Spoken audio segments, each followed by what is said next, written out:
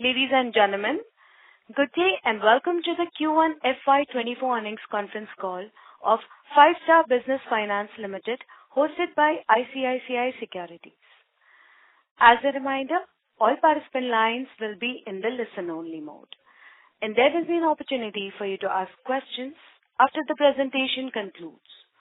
Should you need assistance during the conference call, please signal an operator by pressing star then 0 on your touchtone phone. Please note that this conference is being recorded. I now hand the conference over to Mr. Renish Bhuva from ICICI Securities. Thank you, and over to you, Mr. Bhuva. Thank you, Michelle. Hi, good evening, everyone, and welcome to 5-Star Business Finance Q1 FY24 earnings call. On behalf of ICICI Securities, I would like to thank 5-Star management team for giving us the opportunity to host this call. Today we have with us the entire top management team of 5-Star, represented by Mr. Lakshmipathy, Chairman and Managing Director, Mr. Rangarajan, CEO, and Mr. Srikanth, CFO. I will now hand over the call to Mr. Lakshmipathy for opening remarks, and then we'll open the floor for Q&A. Over to you, sir. Thank you, Renish. Good afternoon, everyone. I'll invite you to this Q1 earning call. This is the fourth earning call that 5-Star is taking up with the participant. I think we have come across one full year. So for performance of 5-Star that you people have seen. So it's a clear understanding that what we say and what we do correlates a lot. With this note, let me open up the outlook, what happened in Q1. Generally, for lenders, June quarter is a bit muted comparing to the March. I think for 5-Star, the June quarter is a trendsetter to see how this financial year will be looking like. Starting from our AUM growth, we have moved our AUM from 5,296 crores last year to 7,583 crores, registering a growth of 43% year on year. And most importantly, quarter on quarter, we moved from 6,915 crores to 7,583 crores, registering a double-digit growth of 10%, close to 10%. That has come from, we have opened a good amount of branch. Last full year, we have opened 75 branches. And for the first quarter, April to June, we have opened 13 branches. As we always say, one of the growth levers is starting new branches at existing and the new locations, new states. This has improved our disbursement, and our disbursements have moved from 568 crores to 1,132 crores, nearly 99% growth from year on year.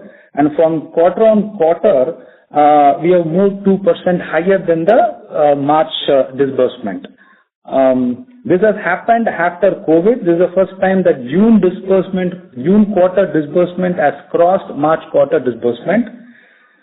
And moving to the collection part, I think collections part also 5-Star has done very well in Q1 of this financial year. Our collection efficiency, as given in our presentation, we have done one of the best collection efficiency, and what we call due 1 C1, that is collecting a EMI from all live customers, has also been very good comparing to March, equal to March. What this has resulted is, we have made one of the best current customers. Our current bucket has moved to all-time high of 85%. Pre-COVID, our all-time high was 82% of current and 18% of arrear customers. That has now moved to 85% of current. And for the first time ever, our 30-plus metric has dropped down to single digit. It has dropped down to 9.68%. This is the first of its kind in 5-Star.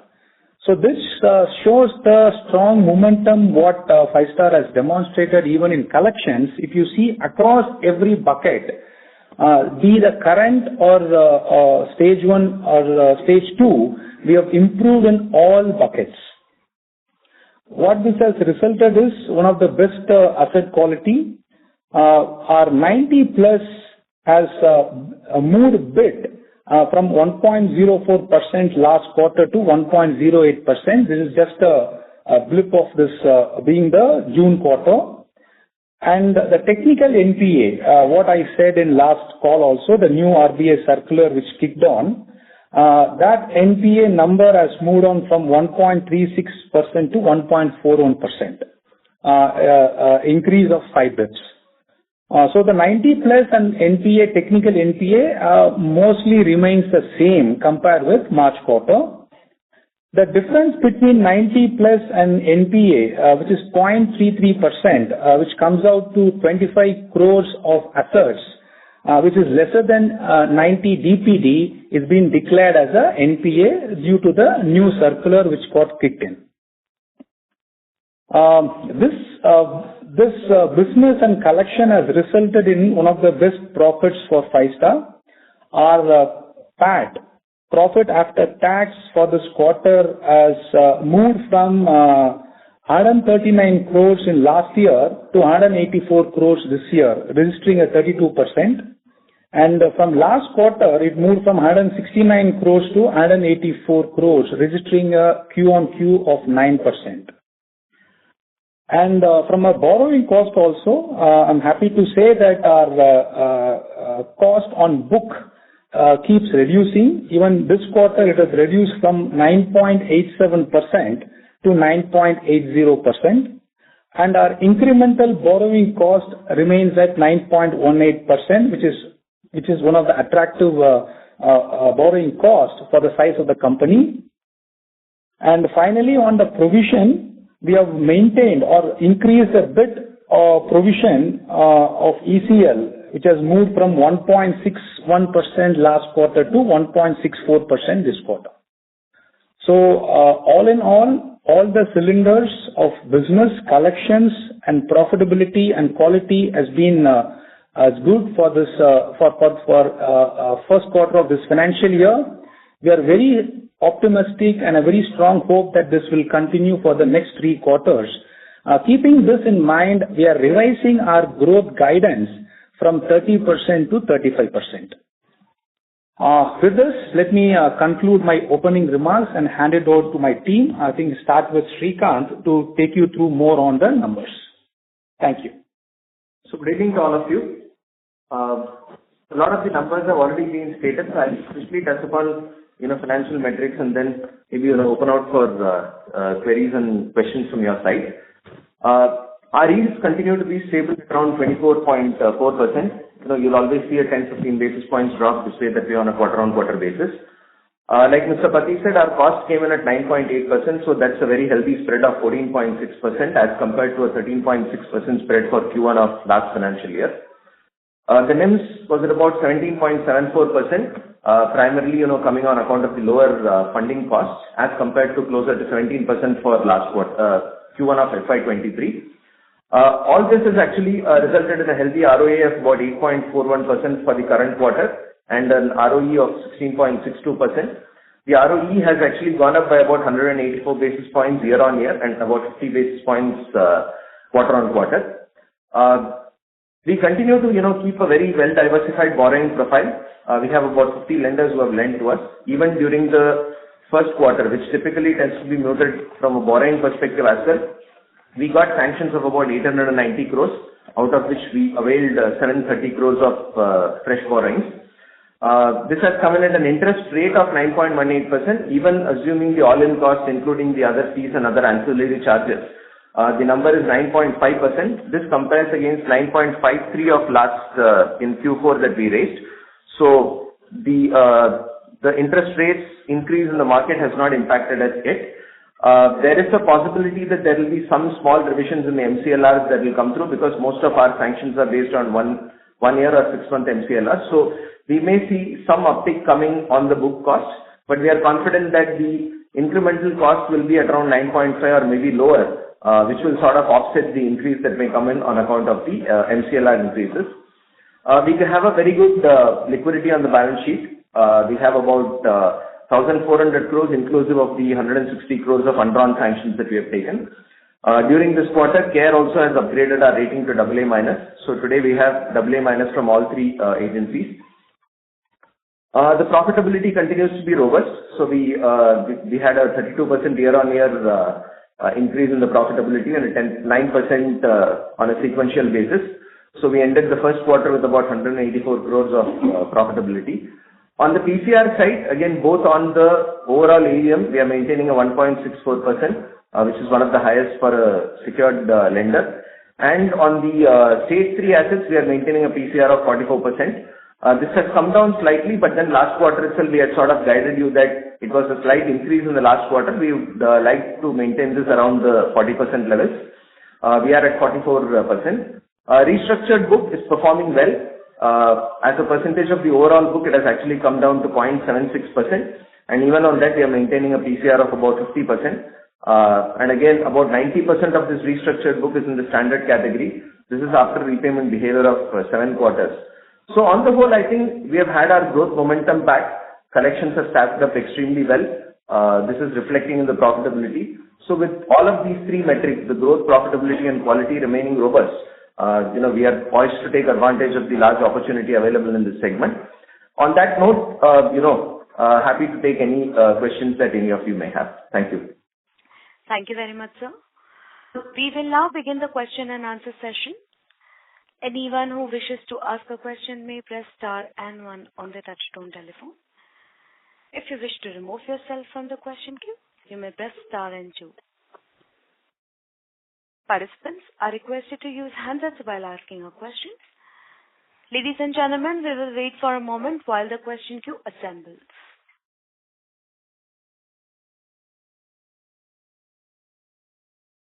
You may press star and 1 to ask a question at this time.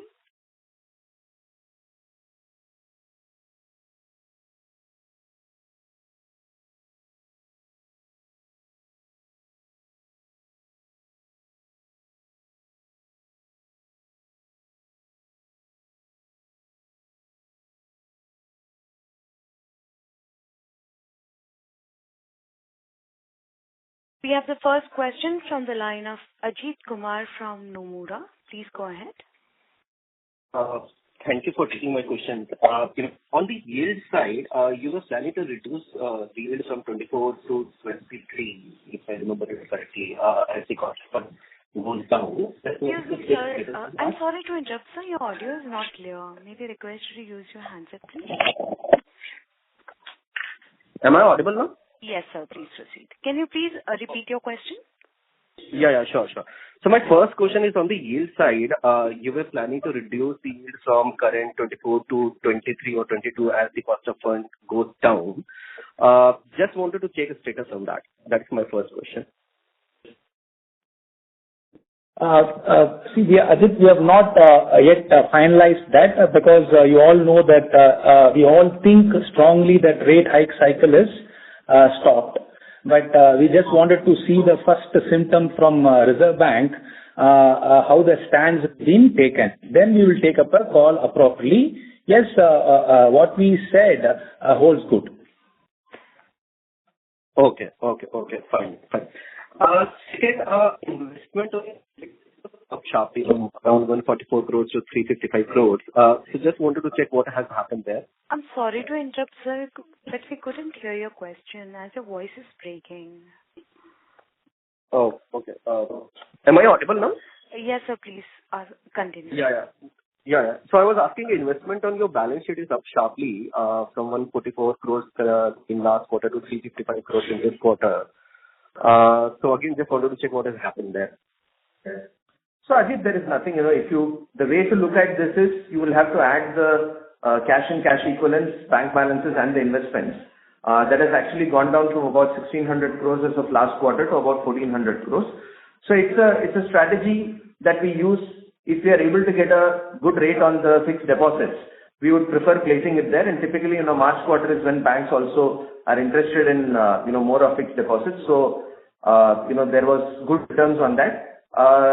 With, the yields going down, the markets are also good now. So mutual funds are earning closer to FD returns. So that is where, we have put some monies in the investment. So the way to look at it is a combination of cash, bank balances and investments rather than looking at a standalone number.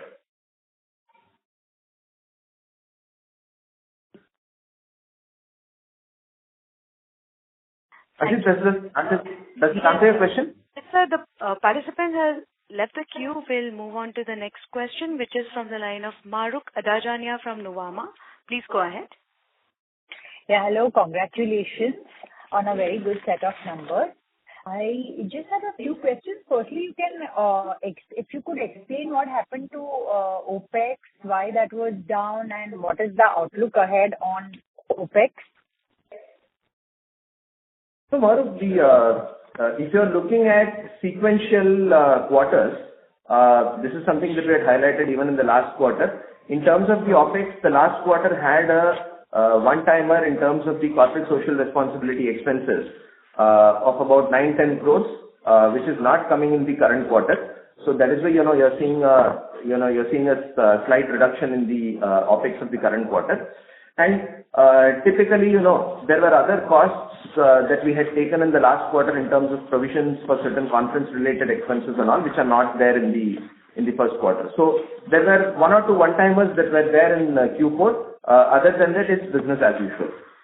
Our guidance that we typically try and keep giving you is from a cost-to-income perspective. While last quarter was at about 38%, it's dropped to about 36.6% in the current quarter. We expect this number to be, around 35 to 37% even in a stable state scenario. Got it. And my other question is that if rates were to fall and then you're going to pass on, you're going to pass it on to borrowers when rates are cut. So if rates were to fall, how would your margins behave? When will your margins, they've remained pretty stable, they've expanded. So do you see a drop or it'll stay above the guided range for a very long time? See, we will stay above the guided range for a foreseeable future. I won't say very long time, because even if you have to drop the rates, it will only happen on the incremental book, and the existing book, continues to, will continue to keep yielding at 24%. So it's not going to have a, very quick impact in terms of the spreads coming down. But over a medium to long term, I think currently the spreads are more like about 14.6%. We would like this number to normalize maybe by about 125 basis points, but that's going to take a medium term at least. It's not going to happen in the short term. And consequently, you will also see shrinkage in the margins, which is currently at about 17.5%. Our guidance has always been that with leverage kicking in, this number will, automatically go down. And with us, getting the spreads down, you should probably see, again, over a medium to long term, this number compressing by about 200 to 225 basis points. Got it. And just in terms of cost of funds, average versus marginal, would you say, I know there is a gap, but would you still say that average costs have bottomed now, or, they can still be further decline? Nothing major. You can see some decline. Like I said, the book cost is 980, while we are onboarding incremental borrowings at around 950. So there is a gap there. So, you can see some benefit, but it will also be offset to some extent by the MCLR increases that may happen. Whatever MCLRs have gone up, like I said, given that we are on the 6 months to 1 year MCLR, these have not still impacted us.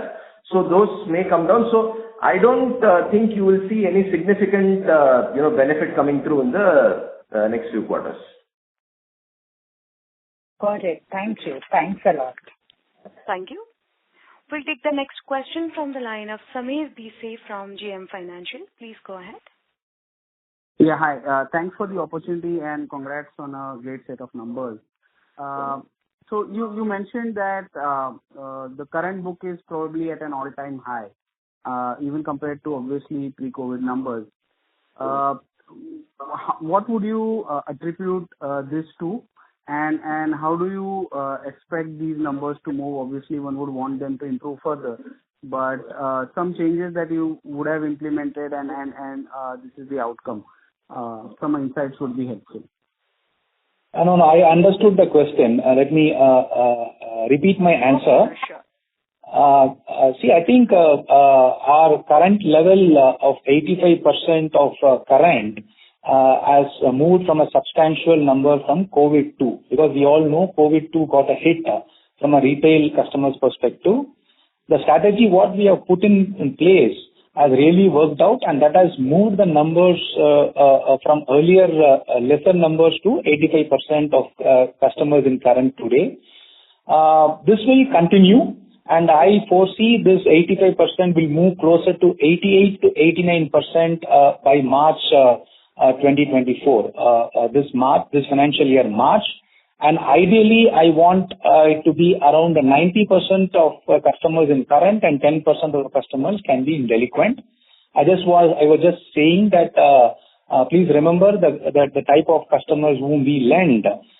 These are customers who have a little vulnerable cash flows and seasonal incomes. So definitely there will be some delinquencies. If we are able to maintain at 90:10, I think it's a great number to have for. Yes, absolutely. Secondly, on the ticket sizes, obviously the YOY number kind of looks more than a 10% growth. But how does one look at from a 3 to 5 year perspective?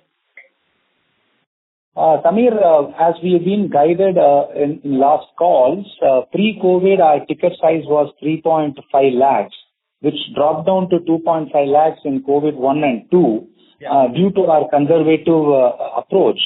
That is getting bounced back. Now we have come to around 3.35 lakh per customer. And taking in next 3 years, this will have the inflation number added to it. So we don't intend to move our ticket size significantly from 3 lakhs to 2x or 3x from here. But definitely the inflation number will be added to it. Maybe in around 3 years down the line, we'll be close to 4.5 to 5 lakhs. That will be the average ticket size. Without moving our profile of customers, we'll be dealing with the same profile of customers, adding the inflation number to the average ticket size. Okay, great. So this is helpful. Thank you and all the best. Thank you. Thank you. The next question is from the line of Aditya Padhi from Girik Capital. Please go ahead. Hello, am I audible? Yes, sir. Yeah. Please proceed. Yeah. Hi, sir. Great set of numbers. I just had one question on the provisions front. You wanted to know that the current provisions are what we should look for going forward, like the credit cost, or do you expect it to go down, or was there a one-time thing for the Q1? See, I think the last year in total, if you look at credit cost, and I'm not talking about the provisions on any specific early DPD loans or the delinquent loans, the credit cost is starting to sort of come in, because like we updated even in the last call, there was a significant amount of provisions that we had taken, especially during the first and second waves of COVID. And last year was the first year when we, given our lower PDs and lower LGDs, the ECL was coming in lower. But having said that, we are also consciously trying to take that number to something that can sort of stay in. So the guidance that we generally give you on the credit cost at around 7,500 or little over above that 100 basis points is something that you should keep in. From an staging perspective, we are also trying to see if we can get the stage 1 provisions around the RBI stipulated levels of about 40 basis points.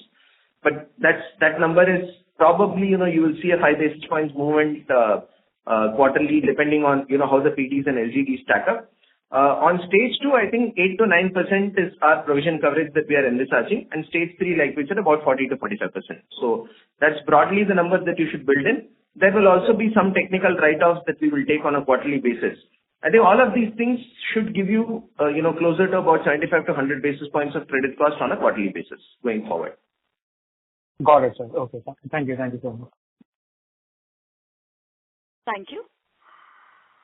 We'll take the next question from the line of Arvind Das from Sundaram Alternates. Please go ahead. Hello. Thank you so much for the opportunity and congratulations on the great set of numbers, sir.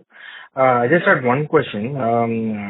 So NIMs had contracted quarter-on-quarter 77 bits, even though like a portfolio yield has been stable and cost of the borrowings on the book has come down. Just trying to understand why is that. See, it is purely because of the leverage.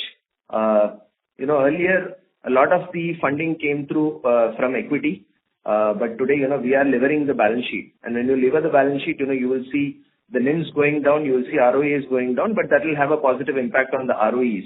So like we said, NIMs will certainly go down as the leverage in the book increases. But, I would say we are still in a very, very attractive territory as far as NIM is concerned. But you will definitely see NIM compressions coming through in the future quarters as well. Okay, sir. Because I asked this question also because we also had consumed, liquidity when compared to the last quarter. So I thought even though that hasn't had, has a cushioning impact on them. So that's why I asked that question. Yeah. The liquidity comes from debt, right? So which has a cost, and that will pull down the NIM. Yeah. Okay. Yeah. Thank you, sir. Thank you so much. Thank you. The next question is from the line of Ashok Kumar, an individual investor. Please go ahead. Hello, am I audible? Yes, sir. Please proceed. Yeah. Hi, congratulations on great set of numbers. The current quarter numbers are exactly in line with your revised guidance of 35% CAGR growth for next 2 to 3 years. So really happy to see this kind of numbers. So my first question is on our branch expansion into northern states. So basically, we are a secured lender. So the same kind of business model will be continued in the northern states where we are going to open a new branches rapidly in the next 2 to 3 years. That's my first question, sir. Yeah, there is no change in the business model as we are moving from south to rest of India. It is a very similar business model with the same yields and similar set of customers. We still believe there is a large opportunity for the category of customers that we are serving. So we are not diluting on anything, whether it is sourcing, underwriting or collections. It's the exact same business model that we would like to replicate there. Okay, so even in terms of the securitization as well, I mean the self-occupied residency as yes, absolutely. Self-occupied residential property, ticket size, nature of customers, tenure, everything is going to be very similar. Okay. Thanks, sir. That's helpful. And my second question is basically, of course, if you see the evaluation of the 5-star, right now we have reached to a stage where our policies, procedures, and the process and all the fundamentals of the business are exactly in line with the mature business or something. So, bearing this in mind, do we have any future plans catering into the new business lines of the products? Maybe just as an example, like microfinance lending or maybe any kind of unsecured lending or something like that. Ashok, let me be very clear. As I've been saying in last few calls, 5-star is lending to the small shopkeepers and self-employed who are being in millions in our country. So our first work is to go and capture that market, which has been predominantly captured by the money lenders market. I think we have a lot to do in the existing business and we are extremely doing very well. As answered in the last question also, today we are a predominant South-based player, having close to 90% plus of our disbursement and AUMs come from South. I think we want to slowly do it in the rest of the country. That is the intent. So you will see a lot of activities happening in the other states apart from South. So we have a lot to do in the same business model and we are doing extremely very well, both from a growth perspective, quality perspective. I think we have revised our guidance from 30 to 35%, keeping this business model in mind, not getting into any different product at this point of time. So let's be very clear. So we want to be a very specialist one of the leading lenders to the unlent segment of this country. That's where Five-Star wants to be. Excellent, sir. Excellent. This is really helpful. So just a clarification. So the revised guidance will be 35% CAGR growth for the next 3 years in terms of the AUM and the profitability, or did I misunderstood it? So what I said is for next 3 years AUM, I think profitability will also be in line. Okay, so that's a 35% CAGR. That's what we are aiming for. Yeah. Yeah. Okay. Thank you very much, sir. Thank you very much. It's really helpful. Yeah. Thank you. The next question is from the line of Nischint Chawathe from Kotak Securities. Please go ahead. Hi. Thanks for taking my question. I hope I'm audible. Yeah, Nischint. Please go ahead. Yeah. So just clarifying, we have seen around 9% quarter-on-quarter loan growth, 10% quarter-on-quarter loan growth, and that has translated into 100 basis points sort of a reduction in margins. Is that the only reason, or is there anything else? I understand obviously yields and spreads are visible what they are, but... Nischint, I'm not able to get what 100% you're talking about? 100 bits? Yeah. Sorry, your margins are got down by almost 100 basis points. So my point was that, is this purely because of leverage? Because, your loan book is up 9.5% quarter-on-quarter, so... Nischint, it's purely because of leverage, nothing else. And with that, taking this forward and your new growth guidance, would you have any views when do you probably need to raise capital? I think, Nischint, we are very long way away from raising our capital. I think, as we said in last calls, our goal is now to increase the return on equity to the shareholders. As you see from the numbers from last quarter, we have moved from 16.10 to 16.62. And from last year, we moved from 14.78 to 16.62. I think the trajectory is very clear. Our logic is very clear. And I think way forward, we have to increase the return on equity. That can come as we increase our leverage. The capital adequacy in which Five-Star enjoys today, it means for next 5 to 7 years, we may not think of raising any capital. No, sorry, what I wanted to actually check was, would you want to call out a target, peak leverage ratio? Nischint, this is again something that we have been, sort of guiding. We would like to operate at a peak leverage ratio, and I'm talking about leverage, which is total assets to equity, at around 4.5 to 5x levels, which means a debt equity of about 3.5 to 4. But again, given the internal accruals that we'll continue to keep doing, this is a number that's quite far off, is our belief. Definitely not going to happen in the next 3 to 4 years. But thereafter, depending on the growth and the profitability. But we would like to operate at these levels because even lenders, rating agencies are comfortable at this level rather than, going all the way up to 6, 7, 8. Perfect. That's helpful. Just one question, a little qualitative is, are you seeing more competition at the ground, either in terms of, with your customers or for your employees? Yeah, Nischint, yes, competition is always there.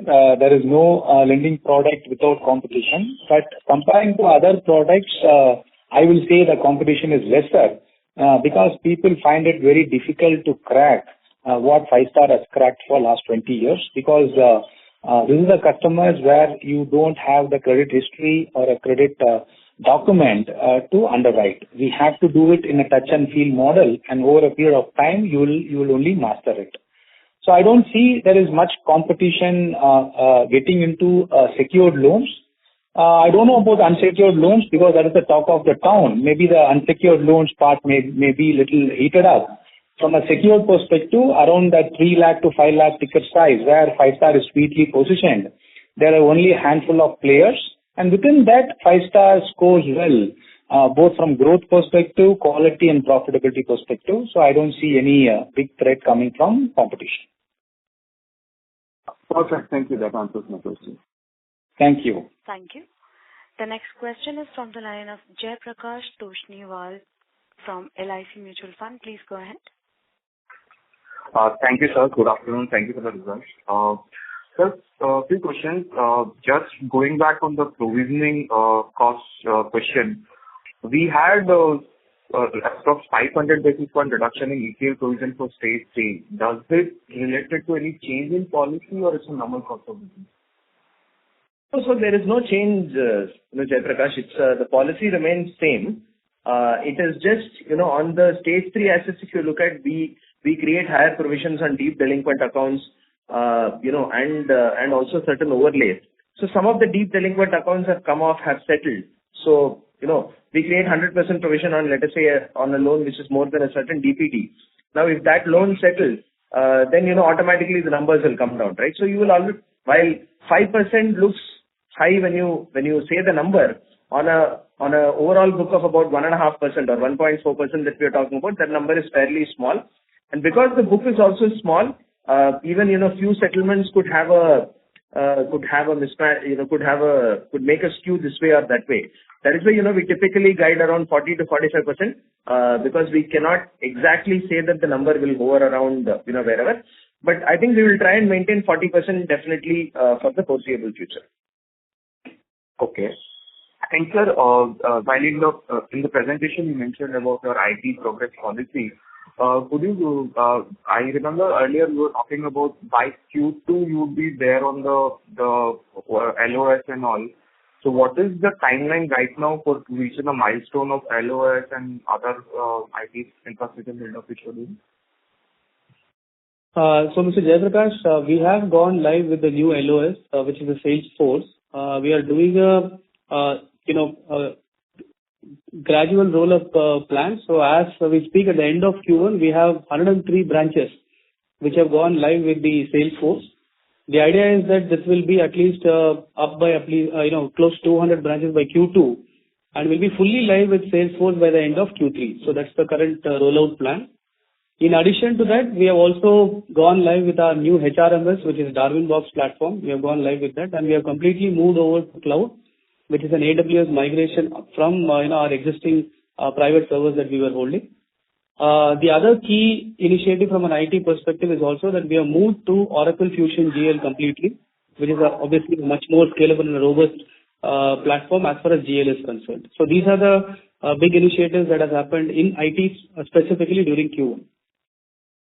Okay. And the last question on the cluster strategy illustration which you mentioned in the presentation, does it mean that our branch peak account handling capacity somewhere around 1,800 to 2,000 accounts and AUM of somewhere around 30 to 50 crores? Yeah, so I wouldn't call it as the peak capacity, but I think from a prudence perspective and from a risk management perspective, we will always want to make sure that when a branch crosses that level, we are sort of diversifying because when a branch reaches about close to 2,000 accounts, it very clearly indicates that there is strong potential in the market. So why do you need to concentrate everything in a single branch? So our idea has always been that open a cluster of branches around that, and we will distribute accounts accordingly. So that's the strategy that we have explained through two live examples, one in AP and one in TN. Okay. And so last question on the collection infrastructure. While I remember we were building up a team in TN and one other geography, if you can speak about that point, that's it. So that's the question, last question. Thank you. So on the collections infrastructure, I think we had gone out with the vertical structure both in Tamil Nadu and Telangana. So it's an evolving model because as the company's current bucket is improving, we are constantly evaluating the fact that we probably don't need the same level of collection infrastructure, and a little bit of people can always move back from collections back to the business because that helps us achieve incremental growth without additional headcount.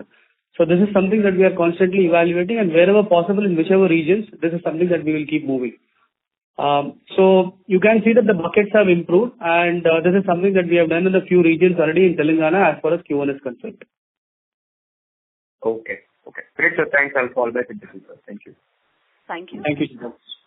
The next question is from the line of Pallavi Deshpande from Samiksha Capital. Please go ahead. Yes, sir. Just two questions here. One was on write-offs. What would be the technical write-offs for this quarter versus same quarter last year? And second one would be on this. What would be the share of top five? Since we have spread across 50 borrowing partners, what would be the share of the top five? Valerie, I think the write-off this quarter was at about 1.85 crores. Just give me a second. I'll give you the number for last quarter as well. So this is a write-off that we did for this June quarter. Last quarter we had actually a return of about 4.6 crores. So it's lesser. But don't do this comparison. It also, what we will typically say is about 25 basis points of our book gets written off in a particular financial year, 25 to 30 basis points. The quarterly dispersion of that could be a little different, depending on some of the numbers stack up, because these are more technical write-offs and not permanent write-offs. But yeah, the number is 2 crores as compared to 4.5 crores.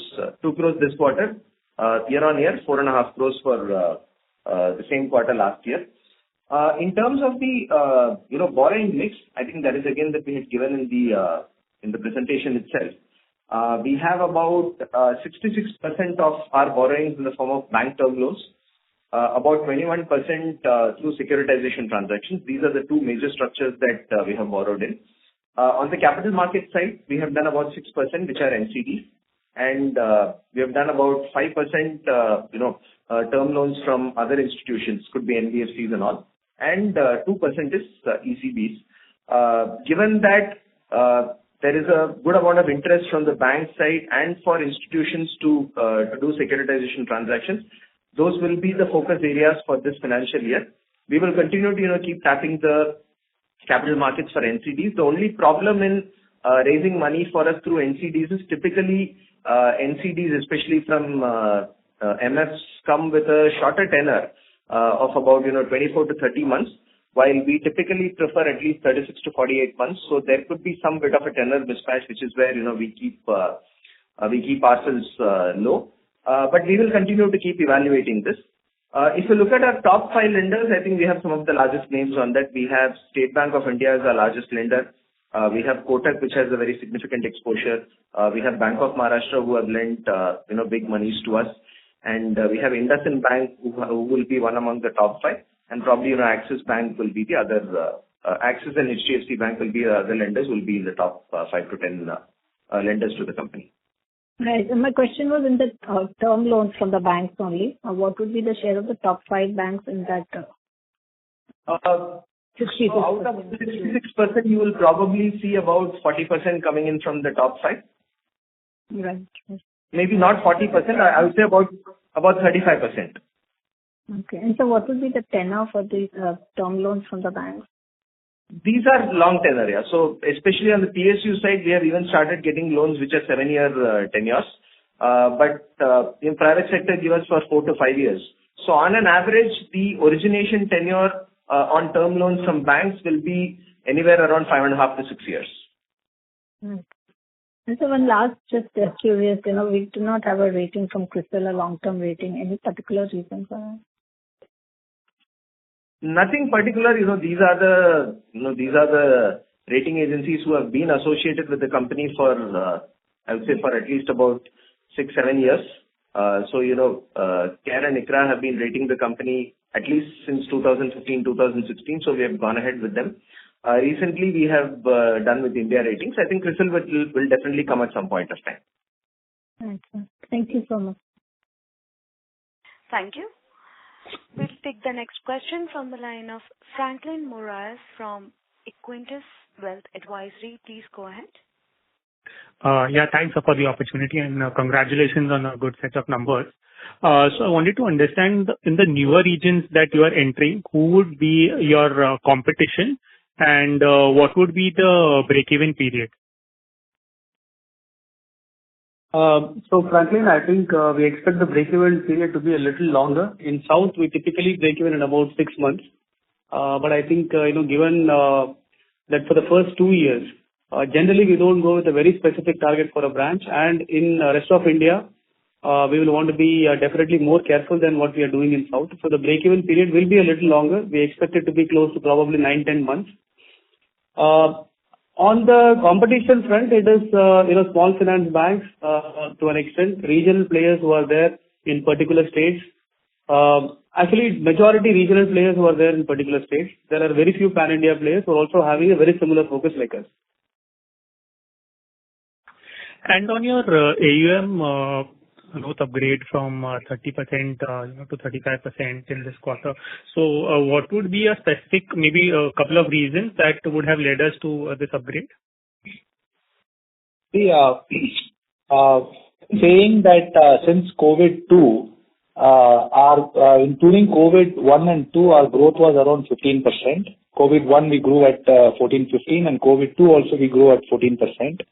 So we started to move our growth once we saw the COVID all got settled and collections are back in full action, because we give more importance to collections rather than growth. So we saw from December 2021 onwards the collections coming in a pre-COVID level. So then the growth started to focus. So that is how we gave a guidance of 30% from 15% growth what we saw. And last year we grew at 36%, which was very encouraging from our guidance. But what we saw in September, December and March of last financial year, that business momentum is continuing same in June, as well as in July month too. So that is where the revised in guidance was being put in place. So growing at 10% Q on Q and seeing the momentum for next 3 quarters very strongly in the existing and the newer geographies. So we think we can easily grow at 35%. So the execution back on 5-star and the strong momentum that what we are seeing in disbursement and the opportunity that it's a long runway that we have, all put together has made our guidance to move from 30 to 35%. Okay, great. Thanks a lot and all the best. Thank you. Thank you. The next question is from the line of Pooja Ahuja from Monarch Network. Please go ahead. Hi. Thanks for the opportunity and congratulations on the quarter. Firstly, wanted to understand what has led to a sharp drop in our capital adequacy QOQ? So 2 things, Pooja. One is obviously the growth in the book. The second is, like I said, the mutual fund investments that we have, that we kept as of June, that is risk weighted at 100%. The fixed deposits are not risk weighted at 100%. So that is what has caused the drop. But, given our very high capital adequacy, we are happy, keeping it in an asset that gives us a little better yield as compared to the FDs. Sure. Understood. And secondly, on the growth, I wanted to understand, while you've guided for 35%, we've given a 40% plus growth. What are the levels that we would be comfortable with, and what would be our early warning signal in terms of this is where we would cap, even though we find opportunities of growth higher than 35%? Yeah, 35% we don't see any warning signal to emerge from, because pre-COVID we were growing at 90% year on year. So that growth already had seen it. But the growth got dropped in COVID-1 and 2 on a conscious reason. The growth is back in 5-star, so we are moving from 30 to 35% guidance. This guidance can even be revised as we see continuous momentum and strong disbursement across the geographies where we are strongly present, and entering into the new geographies, that those confidence we may also revise. See, as long as, I keep saying, as long as your collections and quality remains robust, with lesser competition in this product, we will not see any warning signal apart from this. So our collections always on top priority. The quality of asset will be the first warning signal. I think we have been maintaining at this quality of asset for last 20 years. And the competition, as I said in earlier question, is far and few comparing to the other lending products. So I don't see any hurdle in growing at 35% year-on-year growth for next 3 years. That's our positive outlook. So my question was more from the point of view of while we can be comfortably growing at 35%, if there are levers to grow further, what is the kind of cap that we'd put, let's say at maybe 40%, or is this 35% level that we'd be comfortable with on a more sustainable basis? Yeah, 35% is the guidance, but I think a little bit this side, that side is okay. But I don't think we will go with a particular number in mind that this is something that we have to achieve. So depending on market opportunities, we can be, we can be a little more agile. But like Mr. Pati put it, the signal for us is on the asset quality. Okay, understood. Yeah, that's it from mine. Thank you. Thank you. The next question is from the line of Agam from Raj Trading. Please go ahead. Yeah, I said congrats on a good set of numbers. So I had a quick question. In the commentary, you mentioned that for this quarter, I think you have provided around more than 1.5 bits of credit cost. You have guided for around 1% credit cost. So is this for this quarter, and maybe for next remaining 3 quarters it will come down, so on a year-on-year basis, the credit cost will be in the guided range? No, Agam. For this quarter, the credit cost came in at 70 basis points, not 1.5%. The gross NPA was at 1.41%. Okay. And typically, in your presentation, the 40th slide, you have shown the 30 plus DPD, which is consistently moving every quarter and monthly. So it is around currently, let's say 9%. So where do you see this number settling in, or what is a healthy number to look at this? Sorry, Agam, we missed your question. Can you repeat it? Yeah. In your presentation, on the slide number 40, you have given a data point on 30 plus DPD in percentage, which has been declining every quarterly. So where can this number settle at, or any number which you aspire to be in? This is at 9.68 this quarter. No, like we mentioned, obviously, the impact of the second wave of COVID did push up this number, and we have been consciously taking efforts to bring this number down, which is why, you're seeing it coming down all the way from about 15.7% to 9.7% as we speak. When the current bucket moves up to 90%, and, you're looking at 30 plus numbers, you will also see something in the 1 to 30 day bucket. So when we get to a current of 89 to 90% and a number, we will probably have a 30 plus number, which will be more like 5-6% levels.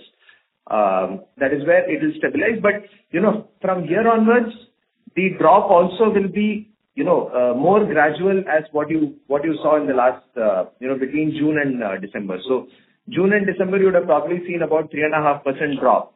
I don't think, but even compared to last quarter, it's only a 70 basis points drop. So you will start seeing the drop becoming a lot more gradual, and hopefully over the next 4 to 6 quarters, this number should settle, around 5-6% or thereabouts. Correct.